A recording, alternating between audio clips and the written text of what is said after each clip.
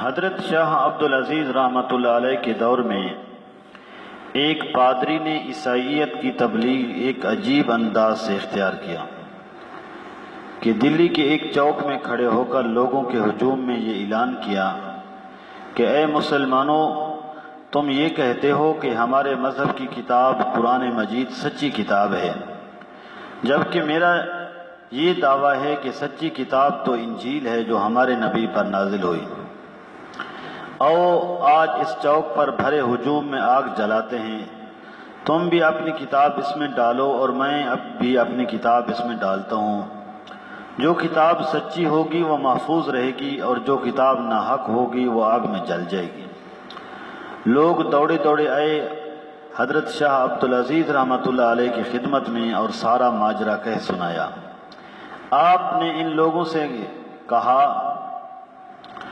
کہ آؤ اس آدمی کے پاس چلتے ہیں، اللہ والوں کی فراست کا کیا کہنا؟ آپ نے فرمایا میں اپنی اس کتاب ہدایت سے محبت کرتا ہوں، اس وجہ سے اسے آگ میں ڈالنے پر رضامند نہیں ہوں، لیکن اگر آپ نے میرے ساتھ مقابلہ ہی کرنا ہے تو ہم یوں کر لیتے ہیں کہ آگ کے اس علو میں تم بھی اپنی کتاب سینے سے لگا کر کود جاؤ اور میں بھی اپنی کتاب اپنے سینے سے چمٹا کر آگ میں کود جاتا ہوں۔ جو شخص آگ میں زندہ سلامت رہا وہ سچا اور اس کی کتاب بھی سچی۔ یہ سنا تو اس کی آنکھیں پھٹی کی پھٹی رہ گئیں اور پریشان لاجواب ہو گیا، اور پھر شرمندہ ہو کر کہنے لگا کہ شاہ صاحب آپ سچے ہیں اور آپ کا قرآن بھی سچا ہے۔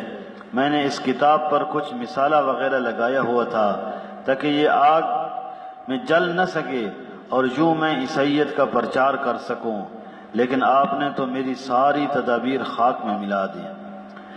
میں آپ کی مومن فراست کو سلام کرتا ہوں اور یہ عہد کرتا ہوں کہ آئندہ اس طرح کے ہتھ کنڈے اپنا کر لوگوں کے ایمان کے ساتھ نہیں کھیلوں گا، اور آج سے میں یہ بھی اعلان کرتا ہوں کہ میں اس سچے دین اور اس سچی کتاب پر ایمان لاتا ہوں۔ آپ میرے لیے دعا فرما دیجئے، اللہ تعالیٰ مجھے دین اسلام کا سچا پیروکار بنائے۔